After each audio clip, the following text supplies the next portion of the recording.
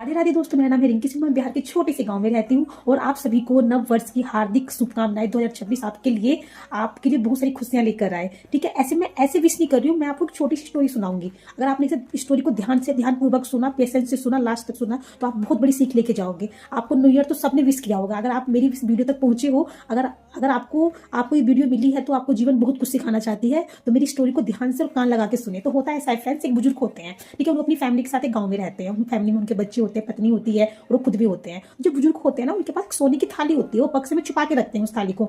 तो बस उस थाली के बारे में उनकी पत्नी को ही पता होता है। तो कुछ दिन बाद पत्नी जो होती है उनकी मर जाती है। ठीक है, और किसी को पता नहीं होता कि उनके पास सोने की थाली है। और बहुत गरीब भी होते हैं वो जो बुजुर्ग होते हैं। ठीक है, वो गरीबी में जीवन यापन करते रहते हैं। तो एक दिन ना उनके यहाँ कोई मांगने वाला आता है। तो बुजुर्ग सोचते हैं कि जो मांगने वाला है ना, संत है, इसको मैं सोने की थाली में खाना दूंगा।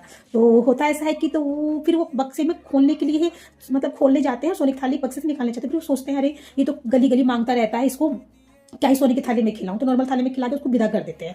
फिर एक बार गांव में अचानक राजा के सेनापति आते हैं। तो उनके यहाँ ही रुकना होता है बुजुर्ग का, क्योंकि वो बहुत सभ्य होते हैं। गांव में उनकी बड़ी इज्जत होती है, तो सब उनके यहाँ आके रुकते हैं। तो उन्होंने सोचा कि अब दरबारी को मैं खिलाता हूँ इसमें सोने की थाली में। तो निकालने जाते, फिर वो बात सोचते हैं, अरे ये तो दरबारी है, अगर दरबारी है तो सेनापति से क्या ही खिलाना है। ठीक है, अगर वो राजा आएंगे ना तब मैं उसको सोने की थाली में खिलाऊंगा। तो सेनापति को, दरबारियों को वो लोग मतलब नॉर्मल थाली में खिला के फिर भेज देते हैं। तो एक बार क्या होता है कि फिर उस गांव में राजा आता है, पर राजा जो होता है ना, वो मतलब कि युद्ध हार के आता है ना। तो उनको एक रात रुकना होता है। तो वो उनके यहाँ ही, बुजुर्ग के यहाँ ही रुकते हैं, है ना। तो रुकने के बाद वो सोचते हैं कि अब मैं इस राजा को खिलाऊंगा मतलब सोने की थाली में। तो निकालने जाते हैं, तो फिर वो सोचते हैं, अरे राजा को क्या ही खिलाऊं, ये तो राजा हार कर आया है, इसको मैं नहीं खिलाऊंगा। तो नॉर्मल थाली में राजा को खिला के विदा कर देते हैं नेक्स्ट दिन। ठीक है, तो ऐसे करते हुए एक दिन जो बुजुर्ग होते हैं वो मर जाते हैं। ठीक है, और मर जाते हैं। तो उनका बेटा उनका बक्सा बहुत दिन के बाद खोलता है। तो बक्से में जो सोने की थाली रखी हुई थी वो काली पड़ जाती है, बहुत काली पड़ जाती है ना। तो वो जो सोने की थाली पहचान में नहीं आती, तो उसका सोना, तो उनका जो बेटा होता है वो बोलता है कि अरे ये पता नहीं बाबूजी ने कौन सी थाली रख रखी है, बहुत काली हो गई है ये तो, नहीं तो इसको मतलब फेंक देना चाहिए। तो उनके घर में कुत्ता रहता है। तो उस सोने की थाली में वो सोने की थाली में कहता फेंकेंगे कि उस कुत्ते को इसी सोने की थाली में खाना दे देंगे, है ना। तो क्योंकि सोने की थाली पहचान में इसलिए नहीं आती क्योंकि बहुत काली रखी बहुत काली हो चुकी थी, क्योंकि बहुत जमाने से रखी हुई थी वो। तो उसने सोने की थाली में कुत्ता खाना खाता है।